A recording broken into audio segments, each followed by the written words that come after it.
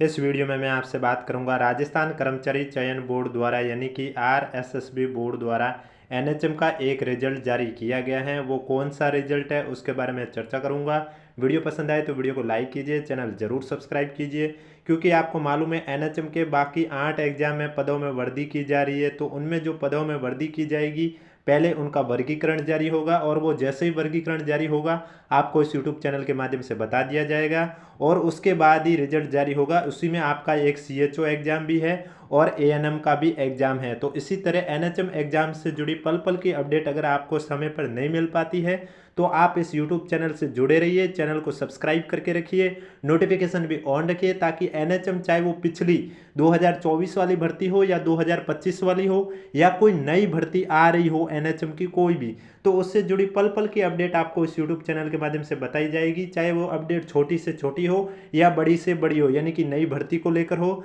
Result को लेकर हो, डीवी को लेकर हो या पेंडिंग रिजल्ट को लेकर हो, आपको इस यूट्यूब चैनल के माध्यम से जरूर बताया जाएगा। और इसकी पीडीएफ आपको हमारे टेलीग्राम चैनल पर देखने को मिलेगी, जिसका लिंक नीचे डिस्क्रिप्शन में दिया हुआ। अगर अभी तक आपने ज्वाइन नहीं किया था आप जाके ज्वाइन कर सकते हो। सबसे पहले तो बात करूंगा आज जो एनएचएम का रिजल्ट जारी किया है वो कौन सा रिजल्ट है और उसके बारे में चर्चा करूंगा। उसके बाद इस बार जो एनएचएम के बाकी बचे रिजल्ट को लेकर अपडेट बताने जाऊंगा, इसलिए वीडियो को बिना स्किप किए कंप्लीट देखें।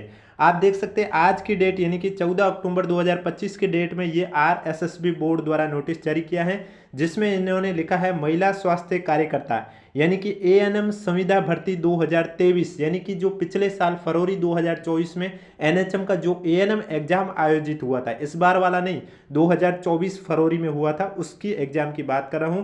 तो उसमें पात्रता जांच व दस्तावेज सत्यापन हेतु अतिरिक्त विचारी सूची जारी की गई है, जिसमें क्या लिखा हुआ वो मैं आपको बता देता हूं। उसके बाद आज के जो यानी कि इस साल जो एनएचएम के एग्जाम हुए उसके बारे में भी चर्चा करूंगा। तो आप देख सकते हैं यहाँ पर स्पष्ट रूप से लिखा हुआ है कि बोर्ड द्वारा राजस्थान संविदा भर्ती नियम 2022 के अंतर्गत राष्ट्रीय स्वास्थ्य मिशन यानी कि एनएचएम चिकित्सा स्वास्थ्य और परिवार कल्याण विभाग के लिए संविदा महिला स्वास्थ्य कार्यकर्ता भर्ती 2023 के नॉन टीएसपी के 2770 और टीएसपी के 288 कुल 3058 पदों हेतु, यानी कि आपको मालूम होगा एनएचएम में जो पिछले साल एएनएम का एग्जाम हुआ उसमें आपके 3058 पद थे, लेकिन इस बार तो सिर्फ 157 ही पद थे, और इसमें भी पदों में थोड़ी बढ़ोतरी की जाएगी, लेकिन ज़्यादा नहीं, 70 से 75 पदों में वृद्धि की जा रही, ऐसा भी सुनने में आ रहा है। लेकिन जो पिछले साल हुई थी 3058 पदों हेतु, तो उसमें 2 गुना स्टूडेंट के दस्तावेज सत्यापन हेतु विचारी सूची 11/6/2024 तथा 11/6/2025 को की गई थी। यानी कि जो 2 गुना की लिस्ट है वो पहले तो आपके 11/6/2024 को भी जारी की गई थी, उसके बाद वापस से 11/6/2025 को भी जारी की गई थी। इसी क्रम में निम्नलिखित श्रेणियों में पर्याप्त संख्या में योग्य स्टूडेंट उपलब्ध नहीं होने के कारण पूर्व में दिनांक 11/6/2024 तथा 11/6/2025 को विचारी सूची को जारी रखते हुए उन स्टूडेंट के अतिरिक्त निम्नलिखित स्टूडेंट को भी पात्रता जांच और दस्तावेज सत्यापन हेतु सूचीबद्ध किया जाता है। यानी कि इसी क्रम में निम्नलिखित श्रेणियों में जो आपको बताया जा रहा है उन कैटेगरी में पर्याप्त संख्या में स्टूडेंट नहीं मिल पाए हैं। इस वजह से जो 11 जून 2024 और 11 जून 2025 को जो सूची जारी की गई थी उसमें जिन स्टूडेंट को सम्मिलित किया गया उनके अलावा और भी स्टूडेंट को पात्रता जांच और दस्तावेज सत्यापन हेतु सूचीबद्ध किया गया है। सूचीबद्ध स्टूडेंट के रोल नंबर और कट ऑफ मार्क्स निम्नानुसार है। तो आप देख सकते हैं नॉन टीएसपी में आपके टोटल जो कैंडिडेट है, टोटल 58 महिला कैंडिडेट को शामिल किया गया। अब आपको मालूम है एएनएम एग्जाम है तो इसमें सिर्फ और सिर्फ महिला कैंडिडेट ही बैठती है। तो आप देख सकते हैं 58, 48 नहीं, टोटल 58 कैंडिडेट महिला कैंडिडेट को शामिल किया गया है नॉन टीएसपी में, जिनके रोल नंबर आप देख सकते हैं।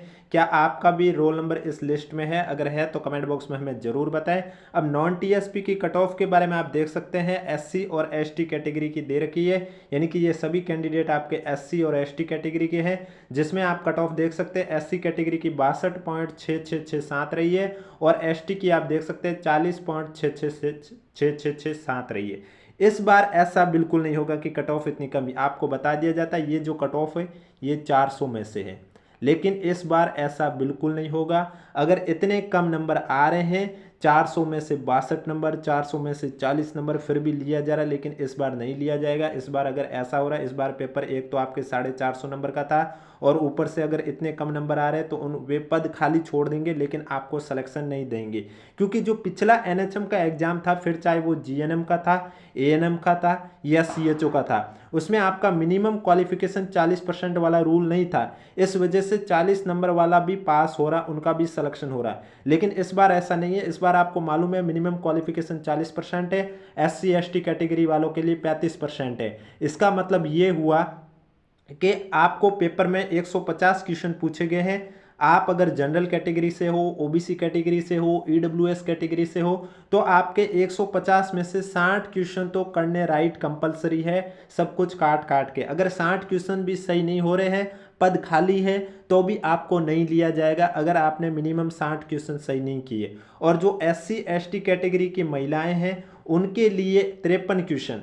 एएनएम में सिर्फ महिलाएं बैठ रही है, इसलिए मैं एएनएम की बात कर रहा हूं। और बाकी के भी एनएचएम के जो बाकी बचे 18 एग्जाम भी हुए, उनमें भी ये रूल सेम है। क्योंकि अभी आपने रिजल्ट देखा होगा, जो 4 एनएचएम के रिजल्ट आए उसमें बायोमेडिकल में तो एक भी स्टूडेंट पास नहीं हुए, उन्होंने सभी पद है वो खाली रखे होने पड़े। क्यों?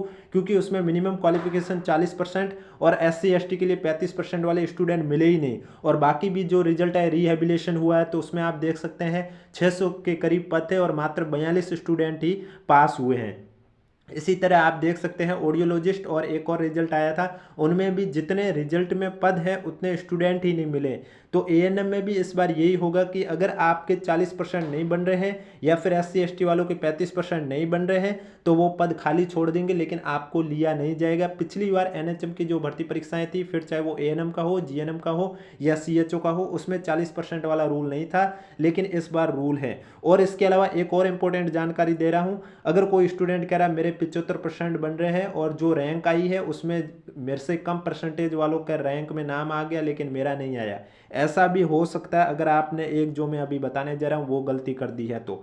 यानी कि 5वां ऑप्शन को लेकर, क्योंकि आपको मालूम होगा पेपर में आपके 150 क्वेश्चन थे। अगर आपने भी ये गलती कर दी है, एक बार चेक कर लीजिए, ओमार शीट की कार्बन कॉपी आपके पास ही होगी। ये बात मैं हर वीडियो में इसलिए बताता हूँ क्योंकि हो सकता है कोई मेरा पहली बार वीडियो देख रहा है तो उसको ये बात नहीं मालूम हो, तो पता चल सके, इसलिए मैं हर वीडियो में ये 2 जानकारी देता हूँ। यानी कि आप ओमर शीट में चेक कर लीजिए, आपके पास हर क्वेश्चन के आगे 5 गोले होंगे।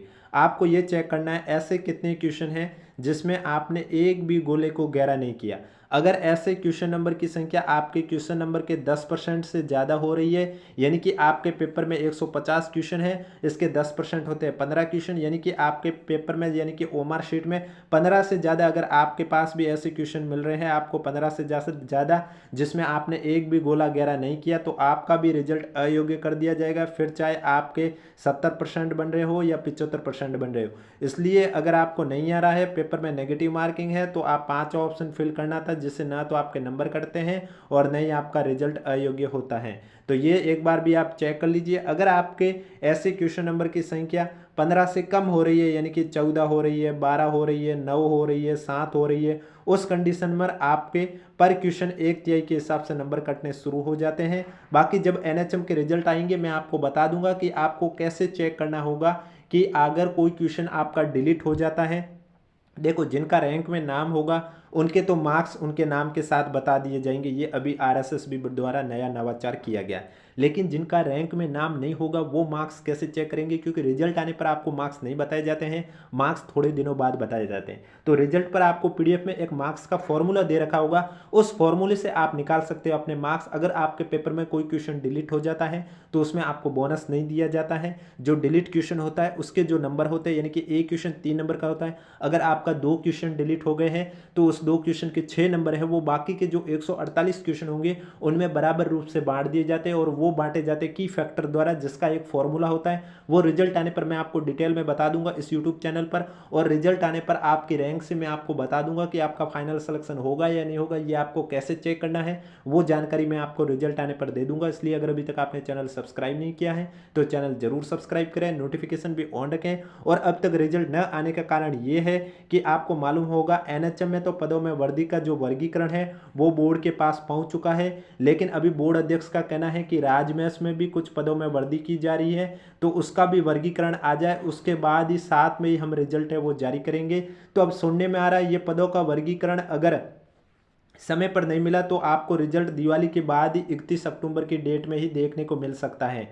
अगर आज या कल में पदों का वर्गीकरण मिल जाता तो वो हो सकता है बोर्ड प्रयास करे कि 17 अक्टूबर को रिजल्ट। अब मुझे नहीं लगता है कि 17 अक्टूबर तक ये रिजल्ट निकालने का प्रयास करेंगे। अब रिजल्ट जहाँ तक मुझे लगता है हो सकता है आपको 31 अक्टूबर की ही डेट को देखने को मिले। बाकी जैसे ही कोई नई अपडेट आएगी आपको इस यूट्यूब चैनल के माध्यम से बता दिया जाएगा। अब कुछ स्टूडेंट का ये कहना है कि राजमेस में सीएचओ तो शामिल ही नहीं है, तो एनएचएम के जो सीएचओ में पदों में वर्दी की जा रही है उनका तो वर्गीकरण जारी कीजिए। लेकिन बोर्ड अध्यक्ष का कहना है कि हम एनएचएम और राजमेस का पदों का जो वर्गीकरण वो एक साथ ही अपलोड करेंगे वेबसाइट पर, और जब तक पदों का वर्गीकरण नहीं जारी करेगा बोर्ड उससे पहले रिजल्ट जारी नहीं करेगा बोर्ड, ये श्योर है।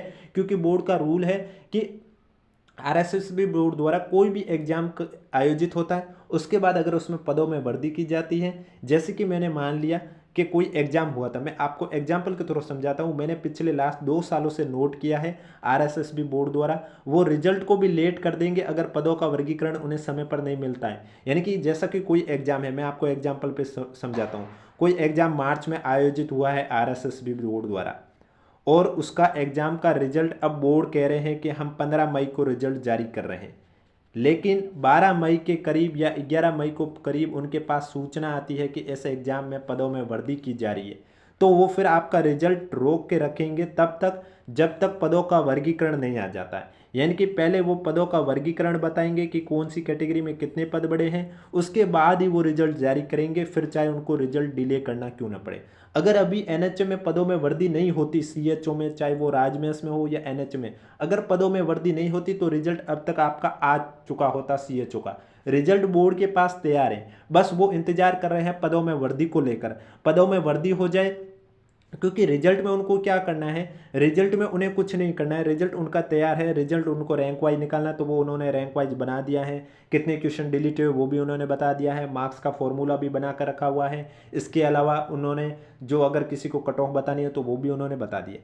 लेकिन जो पदों में वर्दी की जा रही है वो उनके पास जैसे ही पहुंचेगा उसके बाद ही वो रिजल्ट वाली पीडीएफ बताएंगे, उससे पहले वो नहीं बताएंगे, जिससे कि स्टूडेंट चेक कर सकते हैं कि उनकी जो रैंक है वो फाइनल सिलेक्शन के लिए सेफ है या नहीं है। ये आपको कैसे चेक करनी होगी जब रिजल्ट आएगा मैं आपको बता दूंगा। इसके अलावा जो आज एएनएम का एडिशनल रिजल्ट जारी किया है, कट ऑफ जारी की है, इसकी पीडीएफ आपको हमारे टेलीग्राम चैनल पर देखने को मिलेगी। और इसी तरह आपको एनएचएम एग्जाम से जुड़ी पल पल की अपडेट जाननी हो, चाहे वो जो 4 रिजल्ट जारी हो चुके हैं उनकी डीवी को लेकर कोई अपडेट हो, या अभी आपको मालूम है टोटल एनएचएम के 19 एग्जाम आयोजित हुए, 4 का रिजल्ट आ चुका है, 8 में पदों में वर्दी की जा रही है, पीछे बचे आपके कितने 7 और एग्जाम। तो इनको रिजल्ट को भी लेकर जैसे ही अपडेट आएगी आपको इस यूट्यूब चैनल के माध्यम से बता दी जाएगी।